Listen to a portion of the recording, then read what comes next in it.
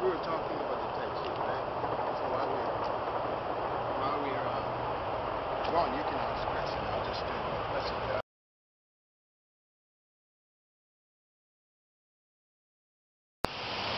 What is Qi? Qi is loosely translated to mean intrinsic energy.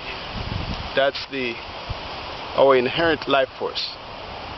Your inheritance is so important because what appearance pass on to you will determine your strength, your makeup, just your overall person, your personality, how strong you're going to be. So that will determine all of that coming into play.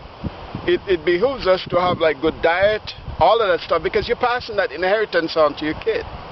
You know, all of these demeanors, physically and mentally, get passed on. That's why we practice Qigong. The whole idea behind Qigong is a method by which you cultivate energy. Qigong. Qigong is a simple means to cultivate and store energy.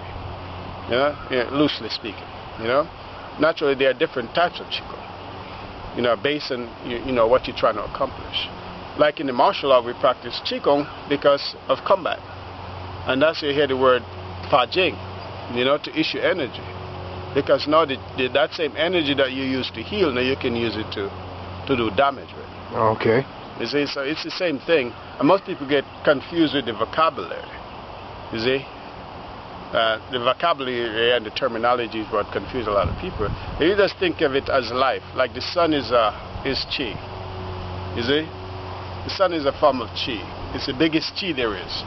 Without that Qi, you can't get no life whatsoever. That's why a lot of culture would consider the sun to be God. Not that it's God, but in principle, what it represents. In the fact that it gives life to so many things. So in principle, it represents the sun is always there. That energy that gives life to the trees, it brings life force to everything, Okay. So it heals you. That's how much energy the sun has. You can't even look at it for long. Yeah, this is just one big energy field that we're a part of. Once we understand that, then, we don't get too confused with the terminology. Once you set out on your practice, well, I think the main important thing to do is understand what you're trying to accomplish. You see? And then if you have faith in yourself, you practice, you're not going to read.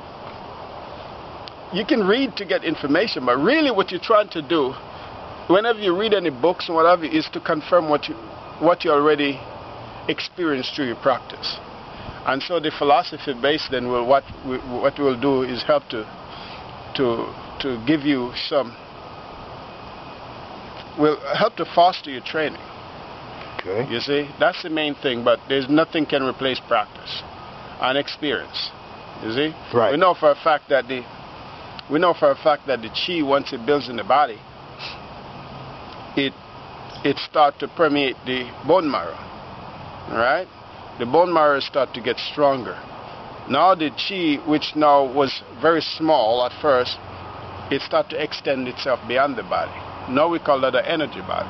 That energy body in itself is start to interact with the larger universal body. That's why once you do the Tai Chi after a while, you start feeling a connection with everything around you. That's your energy body start working for you. And so when we start to approach it strictly from a combat standpoint, sometimes you lose the bigger picture as to what Tai Chi is all about. Remember we say in the beginning that Tai Chi, the term for Tai Chi really is universe. And we're a microcosm of the universe. So the whole practice then is to bring you back in harmony with the universe. And the biggest universe is the universe, when we speak in terms of that, is everything.